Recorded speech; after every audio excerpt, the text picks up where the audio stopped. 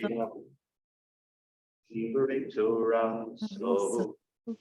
it up.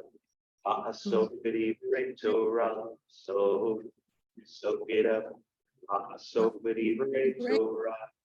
Baruch atah melech haolam. Ishanu b'mitzvotav. V'tzivanu la'asok b'divrei Torah. Welcome. We're here.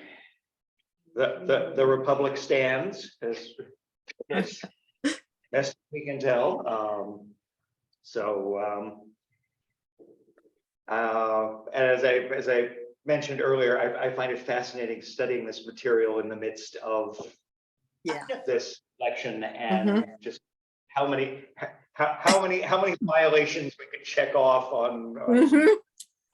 Doing that. Not supposed to be doing that, but here we are. Here we are in America in 2022, and which, as I love, and I love what she said, it's aspirational.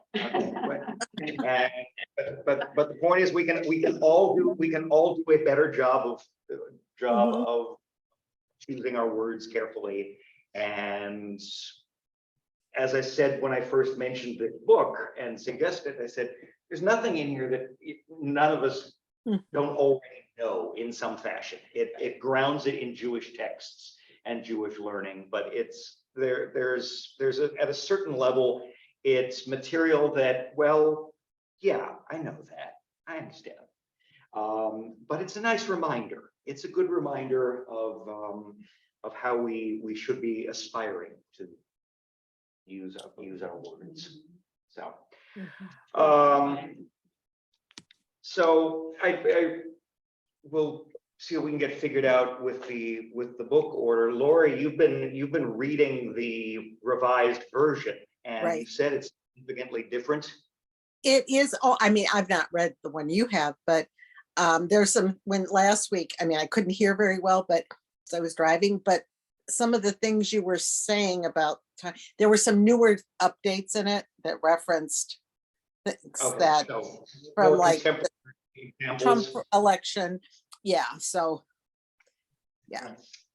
Okay. All right. So, I mean, when we get the new version of the book in, hi Marcia. Hi, when we get the Marcia. new book in, we may go back and, like, you know, and reread the parts that we've already read and see what the new examples are.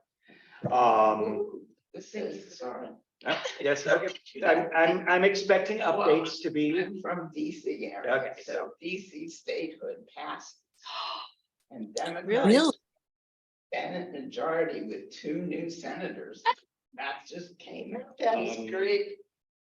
So will they be a state? Is that it now, or does it have to be ratified by other states? Or Then it says underneath, because of course they want money, we need 50,000 signatures to pressure the Senate to pass. Okay. well. yeah. Yeah. So that, so you can say yes, and then they say, well, can you pay? Of course. So, right. No, that's all right. Big, sorry. Okay. So we were going to be looking at chapters 2 and 3 today. Marcia, good to have you with us. You're still testing positive? And I don't think she can hear us. oh, She should. There you go. Ask. There- Just don't. Don't ask. Don't ask. All right. Well, I'm glad you're able to join us virtually. That's what we're for. And hopefully the microphone setup, thank you, Mark, will make things a bit easier for people to hear. So the chapters 2 and 3, talking about types of speech and the damage that each can cause. And I found it, for me, I think the most interesting section of this of this chapter is actually the first. And the saying things about other people that are non-derogatory and are Mhm. true.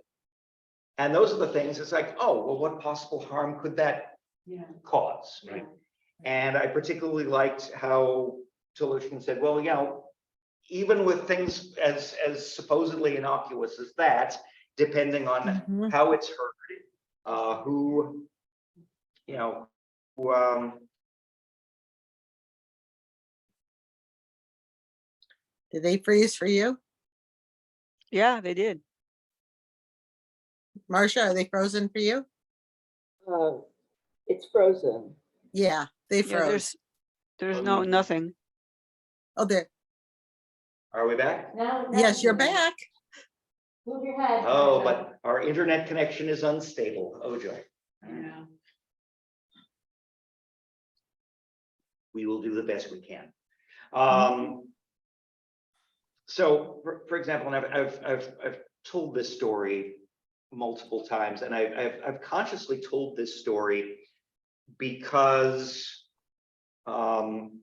we constantly hear about, you know, celebrities and the like behaving poorly, and that's, you know, there's a huge industry in disseminating that kind of information. So when I tell this story, I tell it from a standpoint of, you know, let's hear some good news about a celebrity. Let's hear something nice about somebody famous.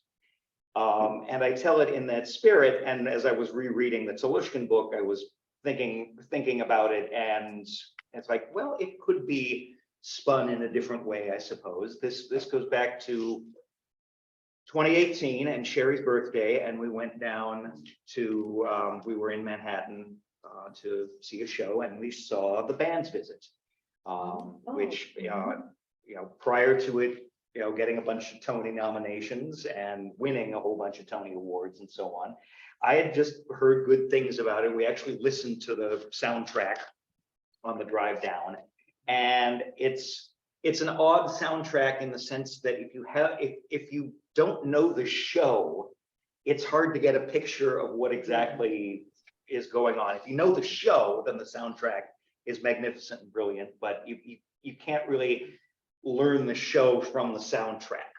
Okay?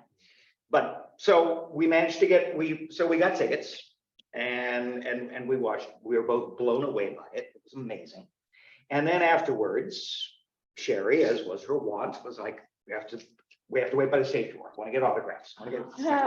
It's like, dearest, it's your birthday. Of course, anything for you.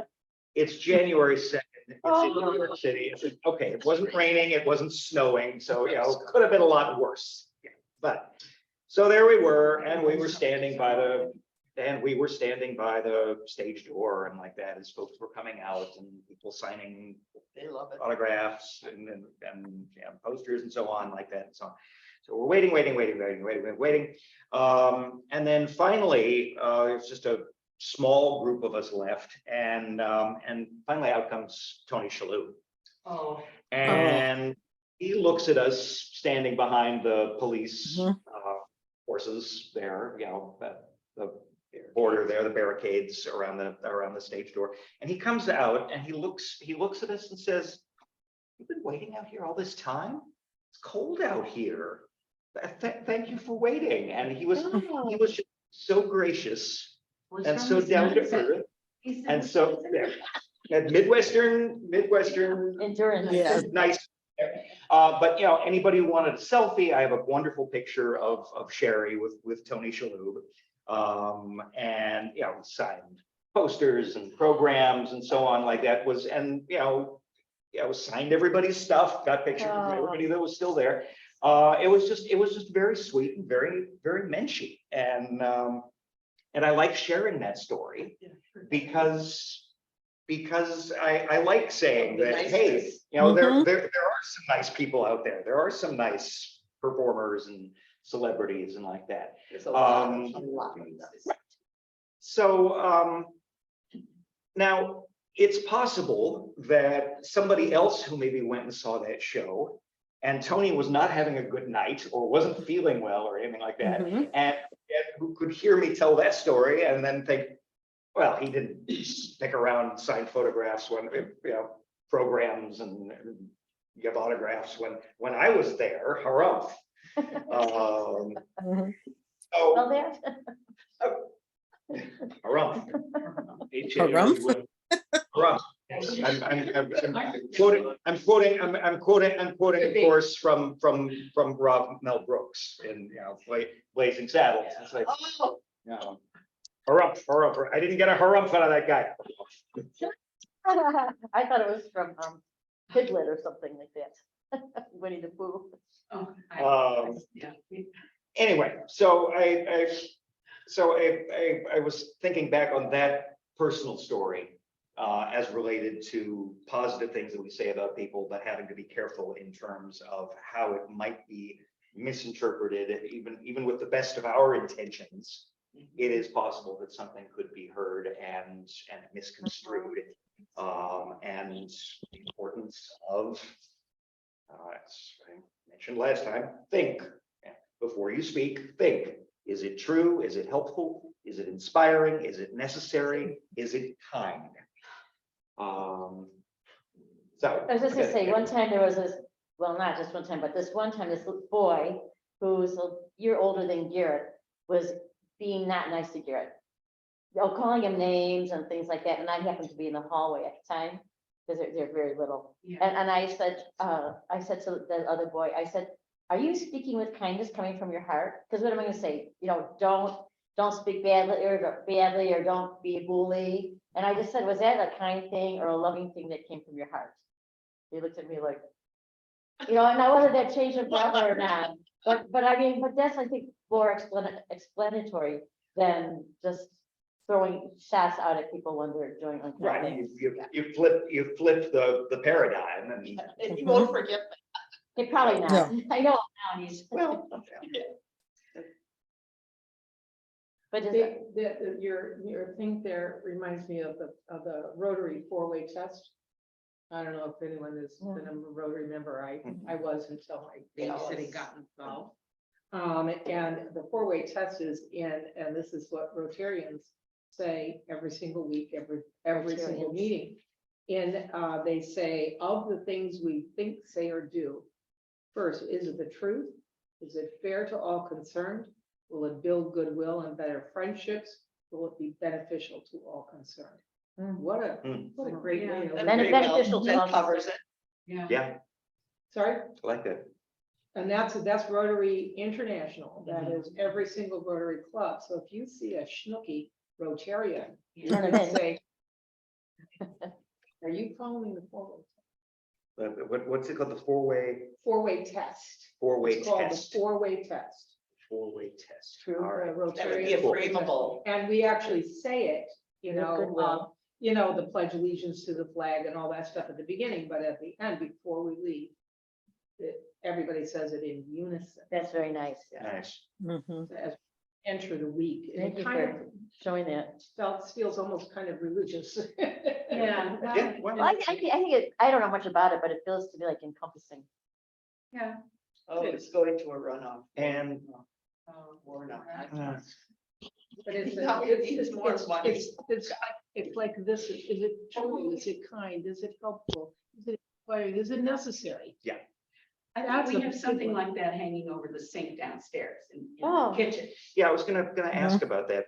Seen that. Mercy put that I up. gather it was from some time ago, but a Milwaukee civility pledge. Yeah. Something like that. Federation, From the yes. Federation can, so this would be a good time to talk about that, Yes. since where did that come, when was that initiative rolled out, where did it, Before I can I imagine came where here, it came from. So maybe 2014, something like that. I usually get. No, wait, when did I become president? Tell me. When were you born? Yeah, when was I born? I don't know. Yeah, it's cold in here. I'm not sure.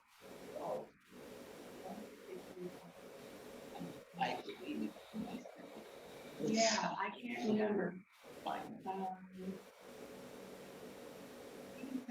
Something like 2012, 2013, something.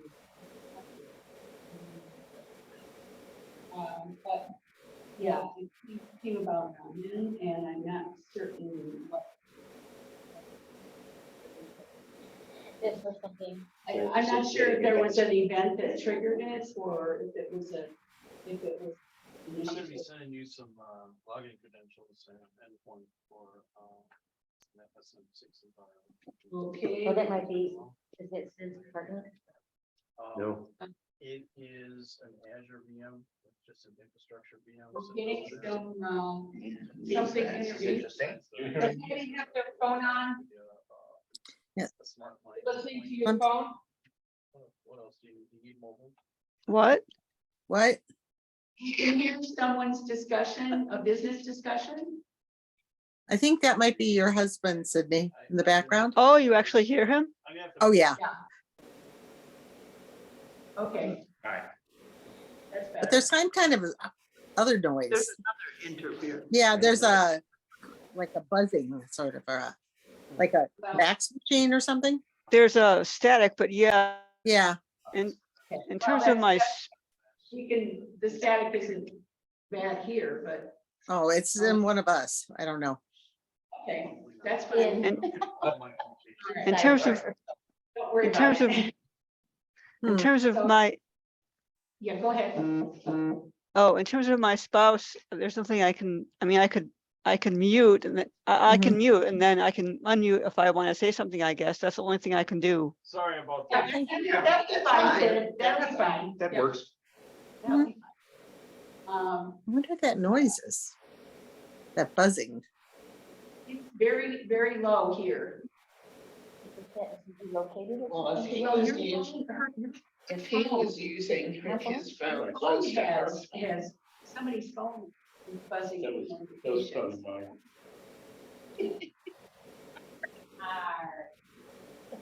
All right, so, anyway, back to the Milwaukee civility pledge. So you don't remember whether there was a specific triggering event? No, not that I can recall. Hey, Marcia, could you try muting and we can see if where we're getting that noise from? I'm gonna try too. Okay, so mine Ah. is off. Now it's Now we gone. don't- we Yeah, don't it was hear something on your end, Marcia. I don't know what. Maybe a fan or a blower. or something. Yeah. Okay, Okay. so Marcia, Sydney, if you need to, unmute and talk to us. Right. You know, Okay. just have to remember to unmute. Right.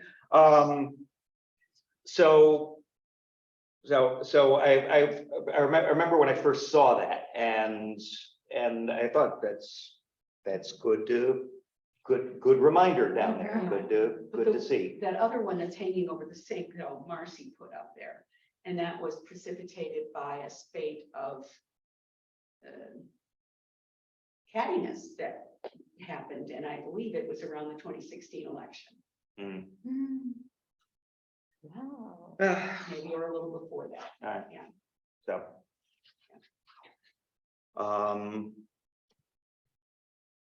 And it was a limited number of people, but it was disturbing, and it was enough that we, but it was one of those things where, like often is the case in a sort of communal situation where it's difficult sometimes to come face to face to one or two or a number of people and say to them, what you're doing is hurtful, please stop, because we have to have a continuing relationship with someone and we aren't sure how to say those things and continue the relationship, because there's a concern that what we say will fracture it irreparably. So it was just a kind of like general thing said out into the world. Let's be nice. One second. I can wait. So I've seen this in various permutations throughout the years, but the phrase about you don't discuss religion or politics in polite company. It's like, no, we need to learn how to discuss religion and politics politely We need to learn how to discuss those things politely and respectfully, and are, you know, avoiding speaking about them altogether is part of the reason why we're in this mess that we're in. Why we're in this stew of toxic speech that we often find ourselves up to our neck in. I find it difficult, I agree, but I find it difficult to, how do we apply that when one side is confusing political discourse with vitriol? You don't talk to a whole side. You do that one person or one small But if group. one individual, 'Cause you they are, you know what I'm saying, is that, like, just like, how do you end anti-Semitism? You can't take on all the anti-Semites. You know, how do we do that? What is our usual way of working to end anti-Semitism? What do we do? One church group at a time, one anti-Semite at a time. And my thought about this, I know how frustrated Lori and I have chatted so many times about, you know, and smacked our forehead so many times in frustration over this recent political season. But to the point where, you know, want to withdraw and just, you know, not say anything. And my approach has been, when I can feel like I can, to have, you know, at least, if not respectful, at least a teachable moment conversation. And then if I get a blast back at me, just to back off, and that's the end of it. But at least maybe there will be something processed afterwards. I don't know. What else can you, at least did something. Yeah, there's no easy answer But to those this, are and it's, like religion. That's a closely held belief people have. It's emotional. Yeah, and it's They're like both religion. emotional. It's like religion, but we talk about religion. We have church groups come in and we share that, and we don't pull out battle axes at each other. I have a small group it's my intercambio, Spanish English group, and there's only 3 of us left. And we have a Protestant, a Catholic, and a Jew, and we celebrate each Walk other's into a bar. celebrations. Right, yeah, we walk into a bar, and we celebrate each other's different holidays. I just got we just had a thing about All Saints Day and how different that is from El Dia de los Muertos. And so this really was quite cute. It was different. And, you know, the dancing skeletons and painting your faces as skeletons, horrifying to the Protestant. However, it's actually a very joyful thing, but it was really neat because, you know, and we serve our ethnic foods. And so it's really quite good. And this is, I know my Catholic friend is very conservative. And imagine if we could do an Yeah, we analog have no of that problem. with our political ideas. Imagine if we could do that with our political ideas. Imagine if we could talk to somebody about, you know, when life begins, or, you know, the consequences of rape. I have a hard time having that conversation when somebody is just completely close. I have a hard time compromising over certain issues. A lot of And I times, can say, yes, I hear your concern, you know, but I really can't go farther than that.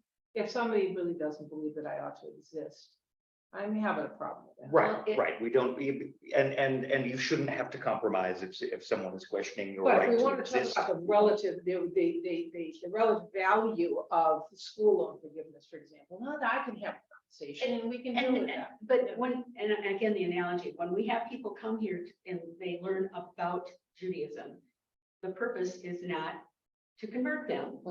When we're going to take kids to the Hindu temple or to the Catholic church or wherever it is, the purpose, and they know it, is not for them to become Catholics or Hindus or whatever. And become Hindu. I understand, but that's not the purpose of it. It's to learn about it. So again, aspirationally, wouldn't it be great to sit around a table, just as you do about religion, and learn about someone's politics and come away with understanding, rather than for people to come with the idea that they're going to convert somebody to the other person's politics. Wouldn't that be a great idea? So Lori, I gotta ask you, since you've got the updated version. One thing, reading this book now, almost 30 years after it was published, the significant thing that's missing, and of course has made things exponentially worse since Rabbi Tolushkin read this, was when this book was written, the internet was in its infancy and there was no social media. And you know what you're describing, Anne, is basically the antithesis of the social media business model, which prioritizes quick little statements. The snarkier, the meaner, the more outrage provoking, the better. Wasn't too long ago, remember that Twitter was limited to 140 characters. So even less content. But all of the news media, the media outlets, and the business models of Facebook, of Twitter, and all the like, and so on. Outrage sells. Outrage gets you more clicks, and getting people upset and getting people angry. It's a right, and so it sitting around and actually having a respectful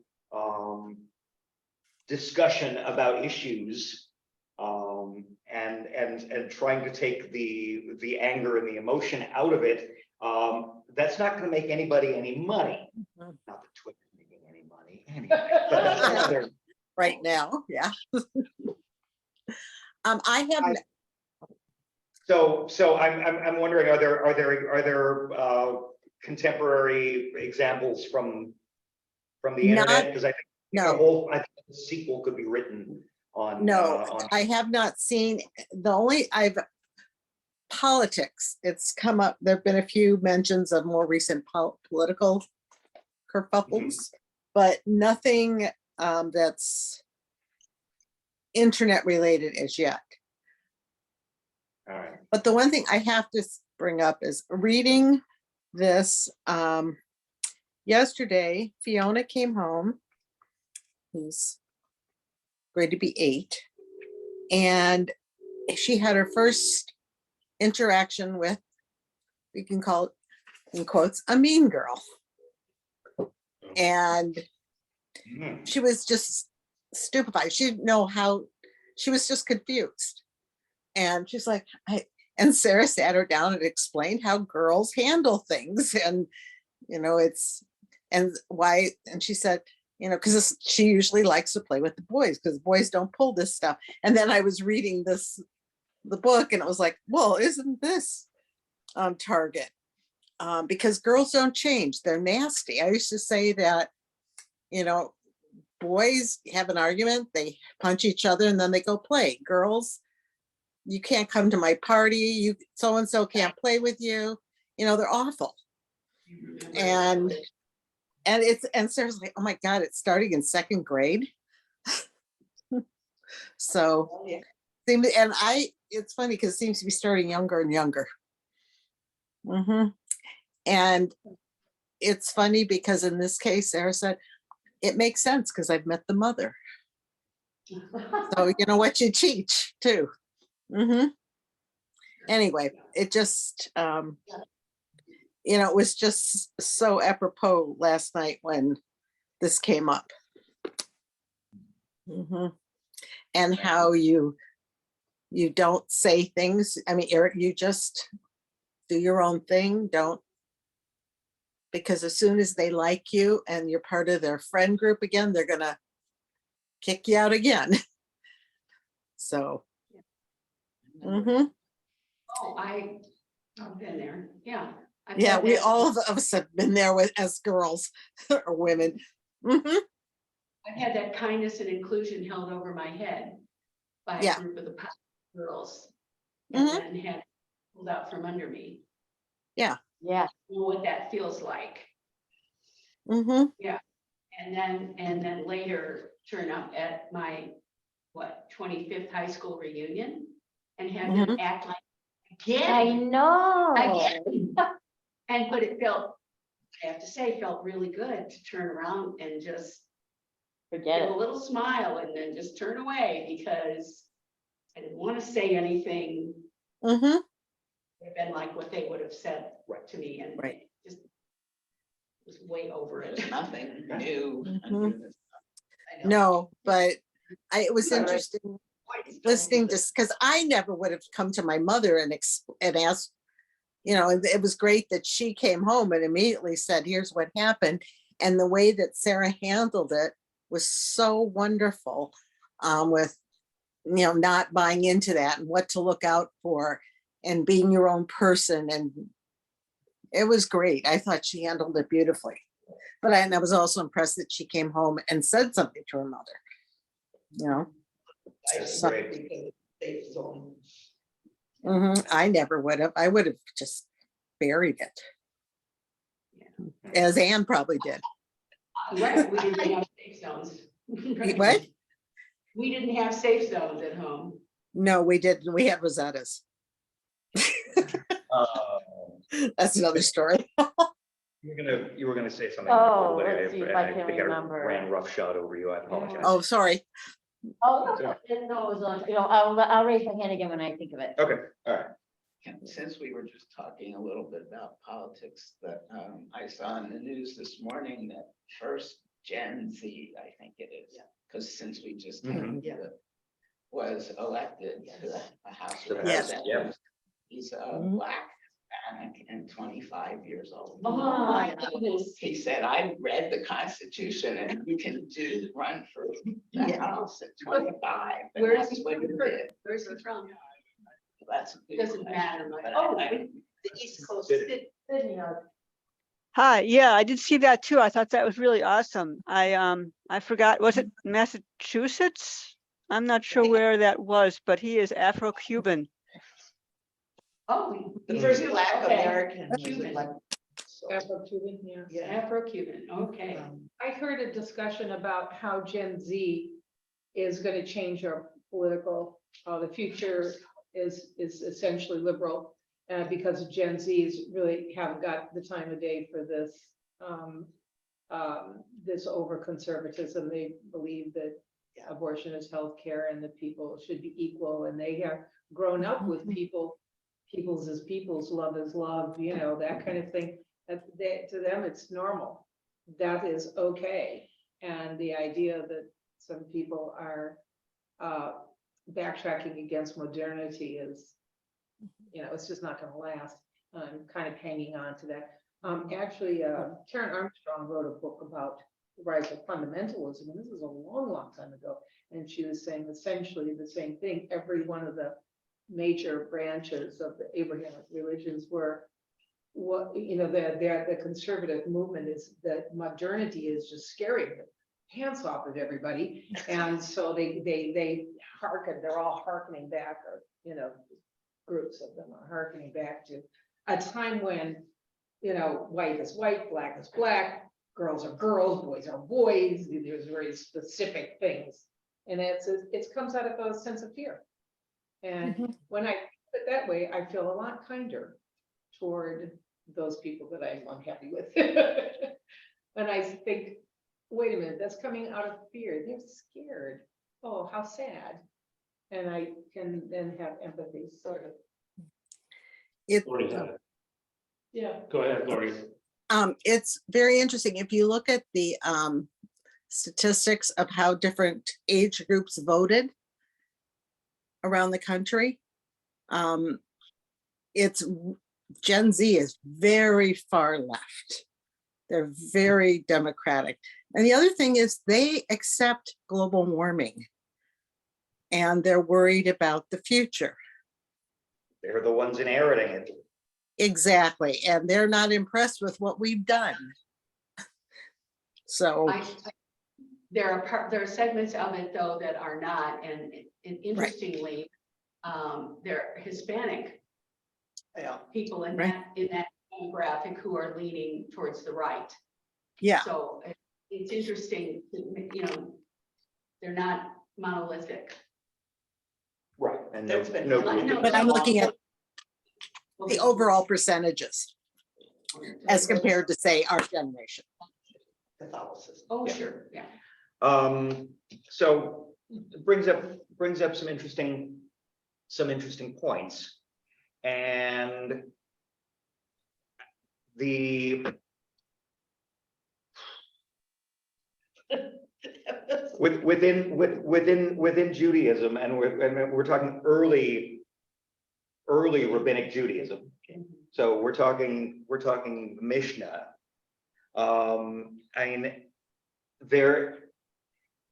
the Mishnah is, in some ways, it's Judaism's attempt at an Aristotelian organization, way to, make sense of the world and organize it and to categorize things. And things are either this or they're this or they're this or they're this.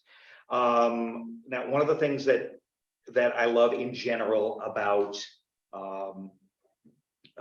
Judaism is, this is the teaching, I learned this from Rabbi David Zaslow of Ashland, Oregon, many years ago. For most faith traditions, the dominant conjunction is the or. Okay, something is either this or it's that. Okay. Yes. Okay, so if it's this, then it can't be this. Okay, if it's this, then it's not this. Okay. In Judaism, Rabbi Zaslow taught the dominant conjunction is and something can be this and this. And the phrase that runs throughout Talmud is these and these are the words of the living God. So that and we get that in the descriptions of discussions that, in some cases occurred across centuries, but sometimes they were contemporaneous. The debates between Hillel and Shammai, and the overwhelming majority of cases, the House of Hillel, their way of following the halakha was deemed as, this is the way you do it. But Shammai's arguments were very carefully transcribed with from both a sense of, okay, this argument did not succeed regarding this specific issue, but that line of argument might be useful sometime in the future for some other issue, and out of a sense of respect for the learning and knowledge of Rabbi Shammai and the House of Shammai, and the exact opposite of what we see with the extreme polarization of politics here in America. And it's almost quaint, but then again, some of the examples, some of the political examples in the first edition of this book are almost quaint in terms of, oh yes, that passed for a major brouhaha back in 1996. But that being said, within traditional Judaism, the rabbis were trying to figure out, were trying to categorize and organize the world. So one of the 6 orders of the Mishnah deals specifically with women, because it's like, wait a second, they're complicated. What's going on with them? We don't understand them. Said all the men. Said all of these men, rabbis, and it's just kind of fascinates me to see all these men trying to categorize, because I think there was an element of fear. It's like, wait, you don't understand.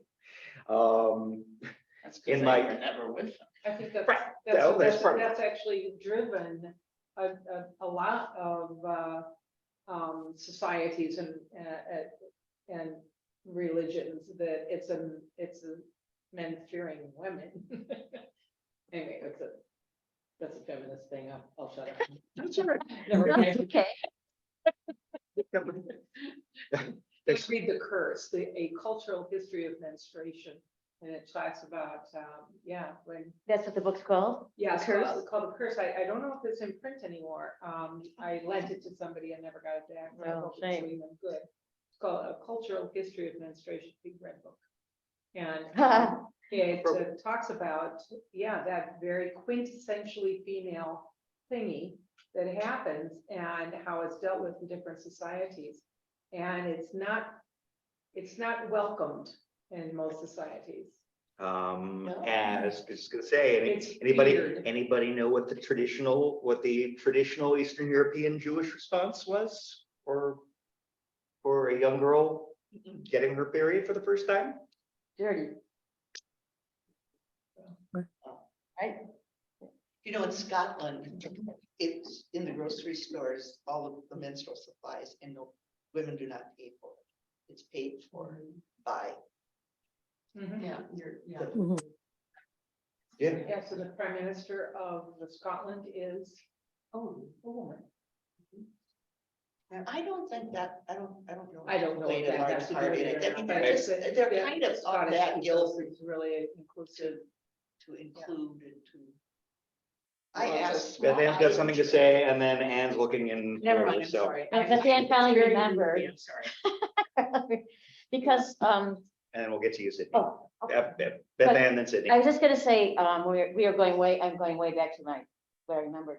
And that is like when you're in school or when you're in different places, if you're around different people of different culture, they may think something's just fine and you may think something's not fine.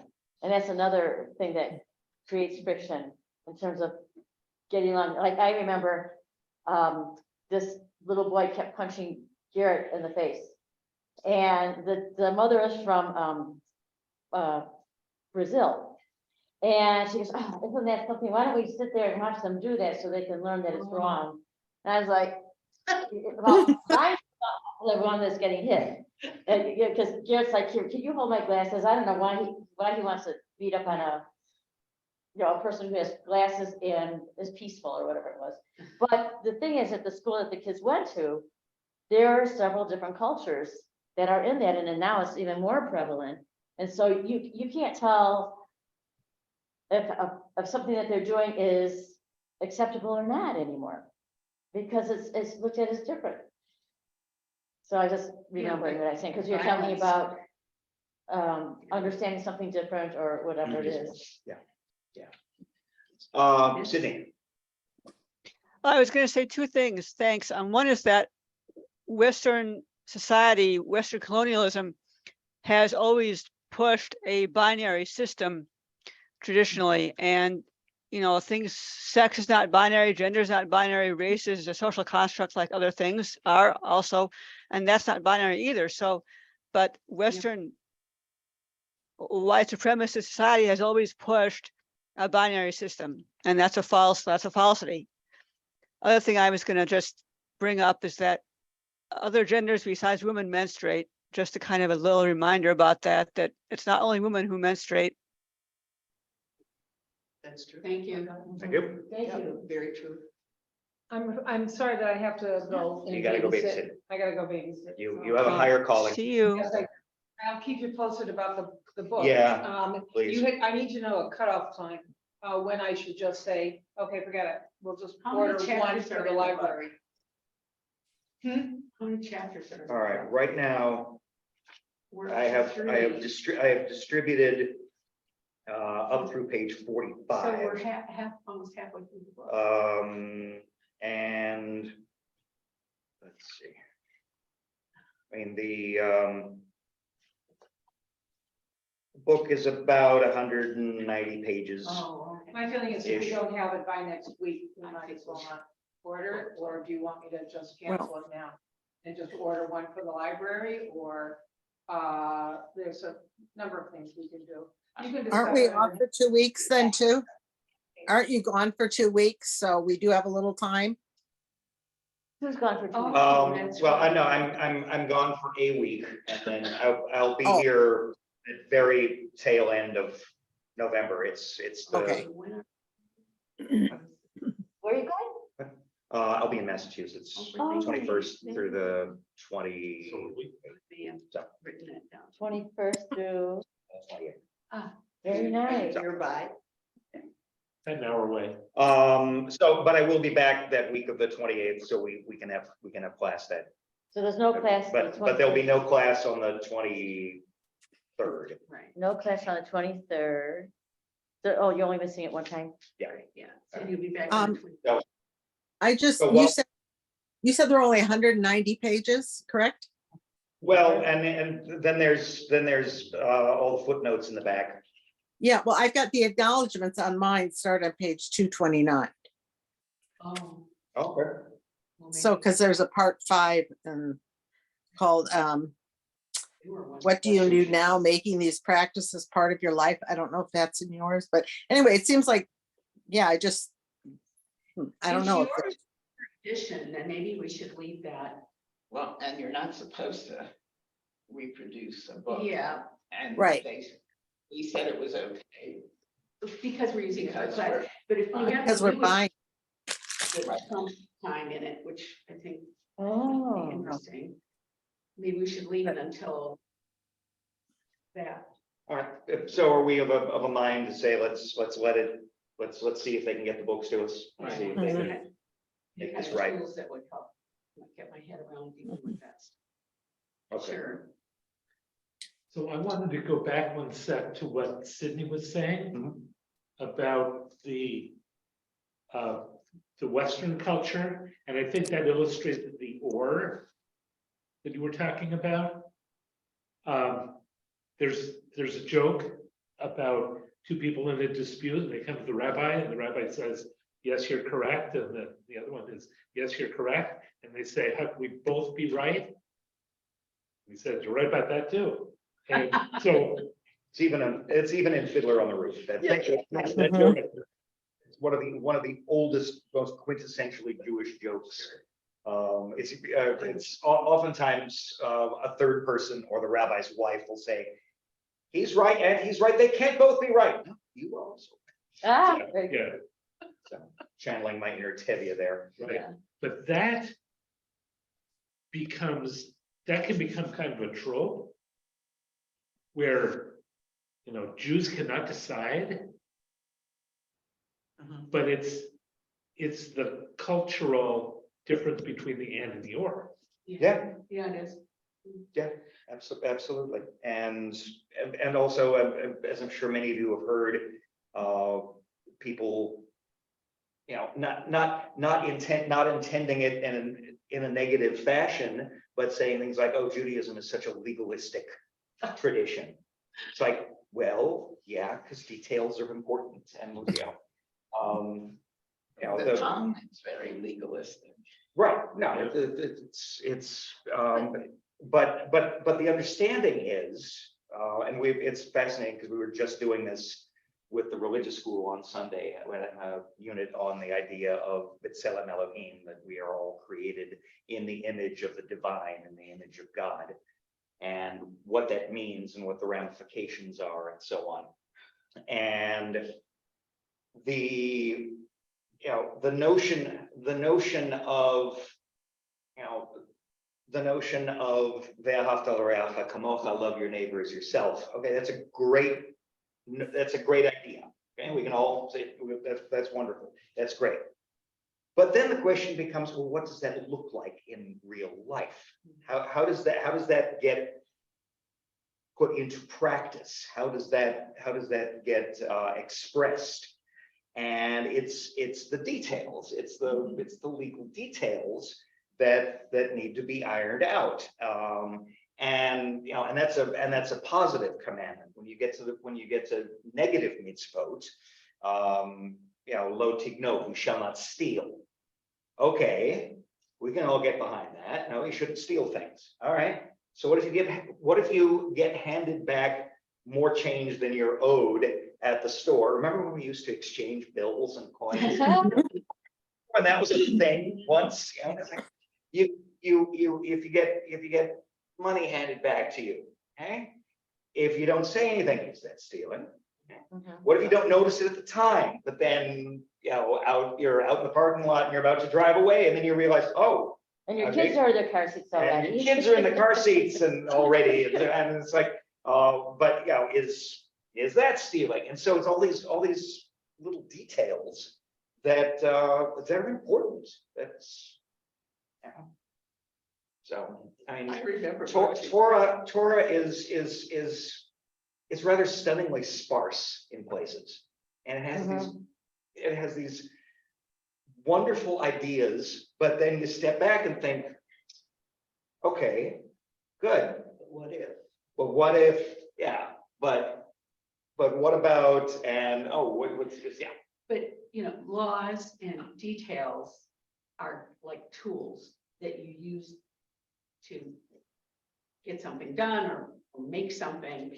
And you don't always use, I mean, you see these huge chests of Snap-on tools and somebody, pays thousands and thousands of dollars and they may not use every single little wrench head or whatever, but they're there, Yeah. And so when somebody to me says, Judaism, I've heard that also is a religion of laws. It used to bother me because it made me think that we're mechanical and we everything is pigeonholed and we have to follow things rigidly, and I knew that's not the life I live as a Jew. But now where I am in my life as a Jew, I think that it frees us to be, for example, things aren't binary. So I'm able to go to the URJ convention and cast a vote to encourage congregations to have, gender-free restrooms and to endorse acceptance of, people, LGBTQ people in their congregations. And in 2005, wasn't that 2005? Yeah. And those sorts of things since then. And so are we a religion of laws? That hardly sounds like one that it puts you in a straitjacket. To me, that is one that allows you to choose a tool that can free things. So I'm happy to. I like that analogy. That's a great analogy. Yeah. So two things on that. When we talked a little bit about this last year, when we were going through the Siddur. So the prayer right before Shema in the evening and the morning is a prayer that talks about God's love for us. In the evening, it's Ahavat Olam. In the morning, it's Ahava Rabbah. And they're different texts, but expressing very similar theme. And they're both prayers that talk about God loving us, and as a result of that love, God gave us Torah. God gave us laws to live by, and Torah itself also says fairly late in Torah, it says, these commandments, you should live by them. Okay, choose life that you may live by these commandments. And then, of course, a little earlier in Deuteronomy, you get the famous phrase about tzedek tirdof, justice shall you pursue, and the understanding that the repetition of the word tzedek means that the means are as important as the end. That when you are pursuing justice, you need to do it in a just fashion. You cannot use unjust means to bring about justice. But the Jewish worldview, here in terms of laws and legalisms is that God loves us, therefore God gave us Torah so that we would be able to live in a just society with one another, as opposed to, it was of course much later, but as opposed to living in what Hobbes described as a condition of nature that's nasty, brutish, and short. And the understanding that without laws, we're not able to live. I didn't mention this 2 weeks ago when we were at Parshat Bereshit, but it's often been commented that the entire book of Genesis, and in fact, you could make the argument that all of Judaism is basically an answer to Cain's question. After he's murdered Abel, and God says, "Where's your brother Abel?" And he famously says, "Am I my brother's keeper?" And lots of people have said the rest of the book of Genesis, the rest of the Torah, the rest of Judaism basically says, yes, you are. Yes, in fact, you are your brother's keeper. It nicely bookends Genesis, because here you've got brothers that actually sold one of their brothers into slavery in Egypt. And when he has the power to have his revenge on them, Oh, I love it. he denies that. He says, no, this was all part of God's plan. We all would have starved to death up in Canaan if we had stayed. The fact that I was down here in Egypt and was able to rise to power and able to, through interpreting Pharaoh's dreams, learn about the upcoming famine and therefore store food. That's why we're able to survive. This was all part of God's plan.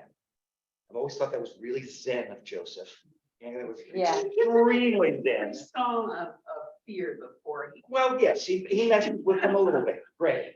But considering what he could have done with them, Oh, yeah. what was without question within his power to do. He messed with their minds a little bit. And one of the reasons he does that, in fact, is to see whether or not they've grown Right, there as was a human lesson. beings. Yeah. Because when he frames Benjamin for the theft of the cup, and Hostage, basically. right, and holds him hostage, and the rest of the brothers realize this will kill their father if the second child, Rachel, is taken from him, and they say, no, take one of us instead. Don't do that. Then he realizes that, okay, they've done some growing up as well. So, yeah. One thing that I always valued about Judaism growing up and till to this day is that we are taught to question, and that the study of Torah really is a lot of questioning and a lot of interpretation.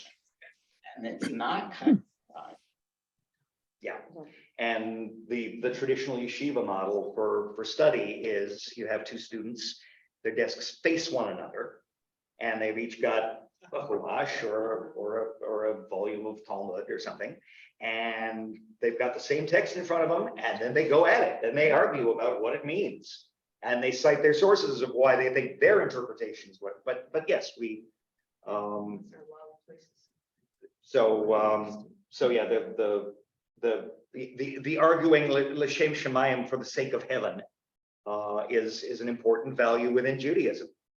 I was gonna say, people ask a lot about Judaism who haven't met anybody Jewish, and then I thought, sometimes I think they're like, well, do you wanna do good things so that you can get to heaven or that type of thing. I've always felt that to be Jewish is that you're living your life now, and if you're gonna look in the image of God or be like the image of God, you're doing things that God would want you to do. And that's hard for them to understand, that we're not striving for something later, but we're striving to do what we should be doing now. Do you agree with that? Yeah, and the traditional Jewish understanding of the afterlife. I'll quote Rabbi Charles Sherman in Tulsa, Oklahoma, because he said this very well. He said, I get asked a lot, do Jews believe in heaven and hell? And the answer is, some Jews believe in heaven and hell, some don't. And within traditional, Orthodox Judaism of the Talmud, there is halakha, the way, literally the walk We're supposed to walk the walk. So those are the mitzvot, which, we are, those are required of us to either do or to not do. And that's binding on our behavior. But then there's the Agadah. They're the stories, many of which get very supernatural and out there and woo-woo in the Talmud, and we're not even talking the Zohar. We're not even talking the mystical strains. And as for whether or not you choose to believe those stories, if it brings you comfort, great. If not, don't worry about it. What's important are the mitzvot, what you do here, what you do planet Earth, that's what's important. Yeah. And as for whatever afterlife there may or may not be, that's God's department. Right. That's for God to decide. It's hard for others to understand. Yeah. No, it gets into the whole question. It's one of the answers to the theological problem that every religion has to, in some way or another, address. Okay, and the three statements, which are: God is good, God is all powerful, there is evil in the world. You can make a perfectly good religious philosophical tradition out of any two of those statements. Okay, God is good, there's evil in the world. Okay, well, maybe it's because God's not all powerful that there's evil in the world, or what we perceive as evil. Okay, the trouble is when you try to shoehorn the third in. Okay, one dodge around that: God is good, God is all powerful, there is evil in the world. If you have an afterlife, then you can say, well, okay, things may look bad here, but in the afterlife, the righteous are going to be rewarded, and it'll all turn out okay. And so it'll all work out in the end.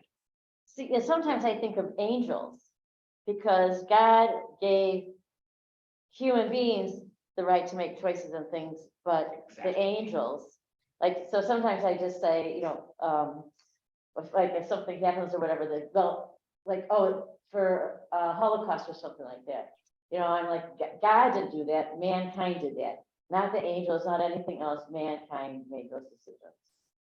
So sometimes I put angels in there. Yeah, Oh, Sydney. sorry.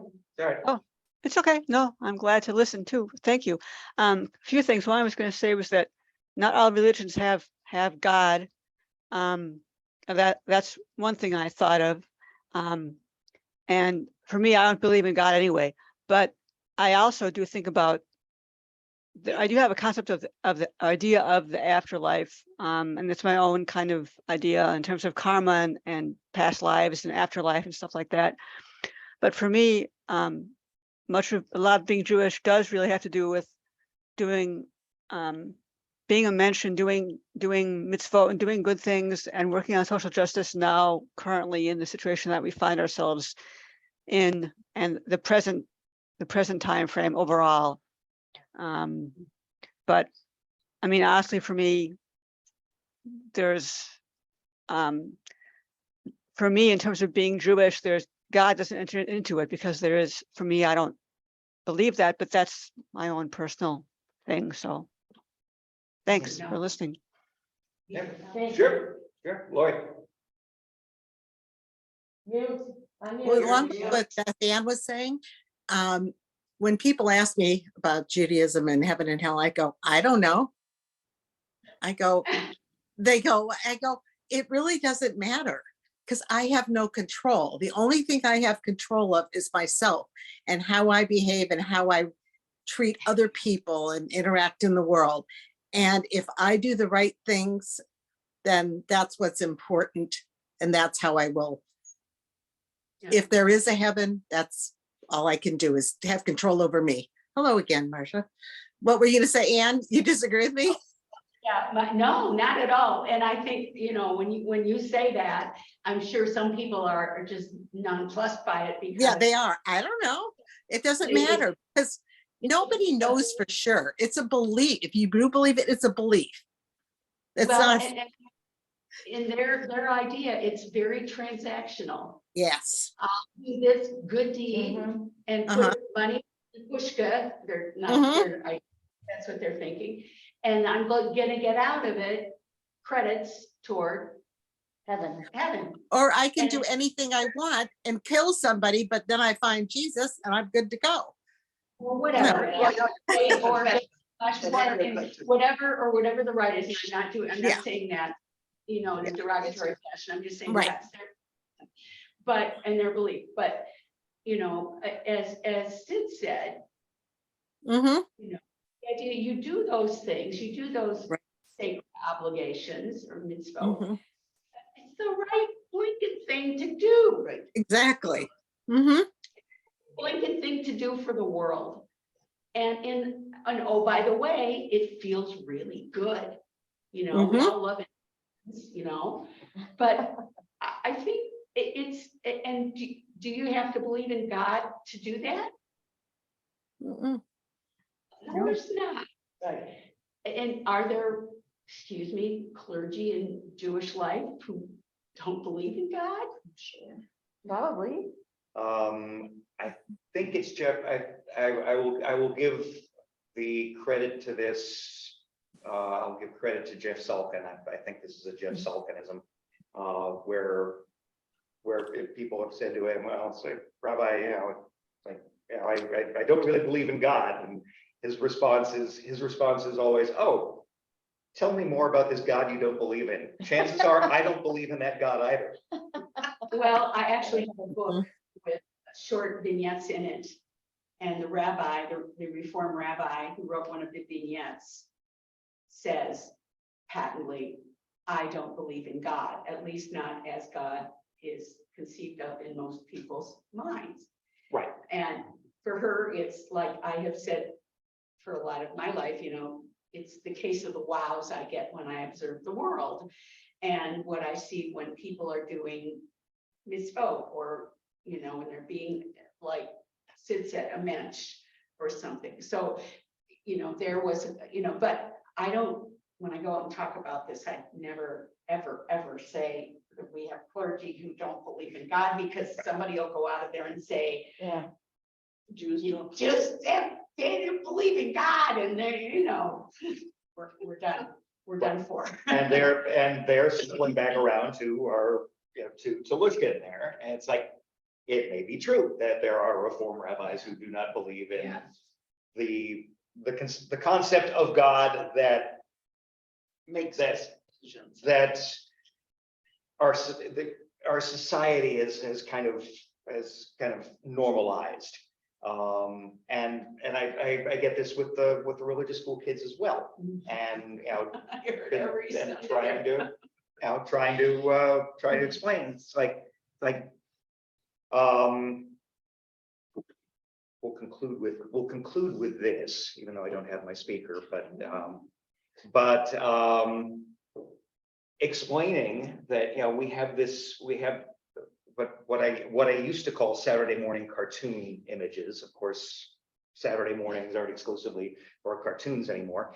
But the notion of the old guy in the clouds with long white hair and a long white beard sitting on the throne. And it's I like Mark. yeah, and yes, always, inevitably white, of course. Telling bad jokes. Yeah. So so trying to get the kids to understand, when the kids are justifiably questioning and say, I don't know if I believe in God. It's like, you probably don't believe in a God that you're kind of absorbing by osmosis from the larger culture. Let me pull up this song and we will end with this. This is my friend Ileana White. Oh, I had the privilege of writing some music with her some years ago, and she's a delightfully talented young woman, brilliant educator.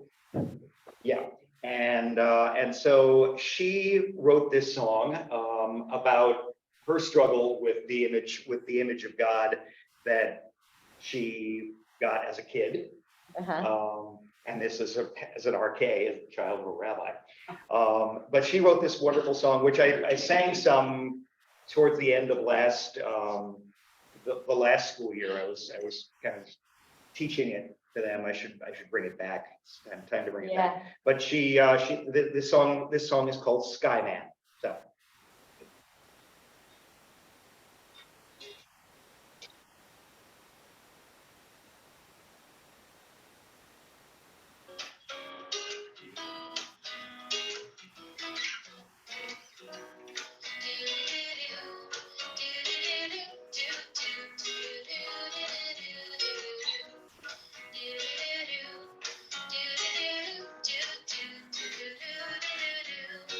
Dear Skyman, up in the sky,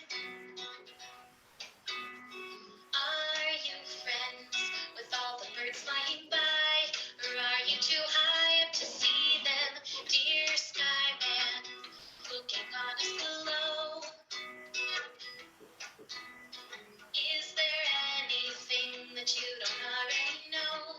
Like where I will go, why, what, and when? My teachers tell me all of your stories of the miracles that you can do. I can fly and stand a bush that is burning. I can only assume it's all true. They say you should love you. They say I should talk to you. And I try. I close my eyes and imagine a dude in the sky. In the sky, yes.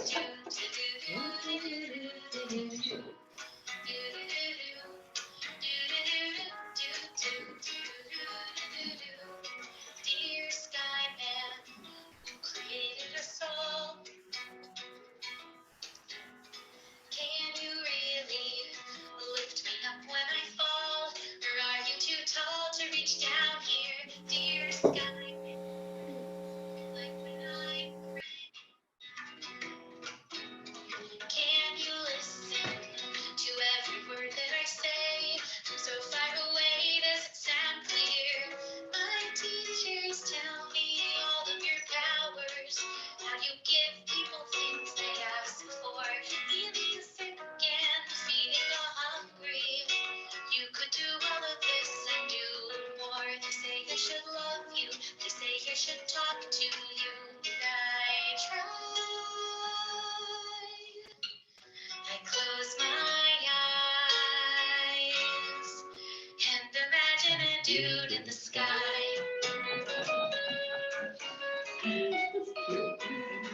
I love her. Yeah. Great. Dude in the So, sky. Dude in the Sky, which, you know, How do you get a copy of that? I'll send you the link. Yeah. I'll Because send you. Garrett used to always ask me, he's like, Mom, how come God doesn't tell me what to do? Or something like that, because he's like, maybe thinks he's naughty. And I was like, well, are you listening? And Good he'd be like, answer. maybe I have to listen more. I didn't say he had to be a God or not a God, but what he was looking for, I said, then listen, and then you should find the right direction.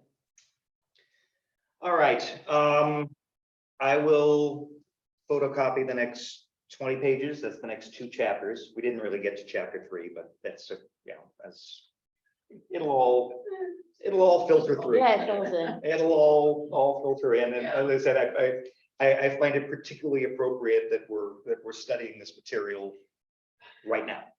And as you said at the beginning, it's aspirational. Yeah. So. But it's nice to for have all the of us to- support. Isn't like. Yeah, but to be able to talk about this and to think seriously about this and Yeah. hopefully to model it in our interactions with other people in the world. So, all right. Oh, wait, I wanted to ask you, so you're gone from the 21st through the 28th. 20th, because I wrote the 20th and that was going backwards, okay. Yeah. To the 28th. Where is the book fair being set up? Up here, right up here. So we're not gonna be able to use the library with my class. I think you can. Good. It might be a little bit noisy, but Depends on how much traffic we get. Okay, the table I don't know and where the chairs else. will be in there. Yeah, okay, they go, 'cause they I don't don't go know where else there. I'd meet with them, Yeah, because downstairs isn't an option. No, I think they don't use, she doesn't use the Well, library. No, she would use it, but there'd be people outside. That's, I think that'd be all right, you know, they're Kinda not noisy. doing anything that will require a lot of focus. So we just Um, won't put tables in front of Maybe the you'll door. have to. right. Yeah. And talk about New York, and then I'll have to sit down and put something together. 'Cause Okay. there might be something you want to share. Oh, Mark, you'll Yeah, have to unlock, I'll need you to unlock the gift shop for Denise, because she doesn't have a master key. Okay? sure. Just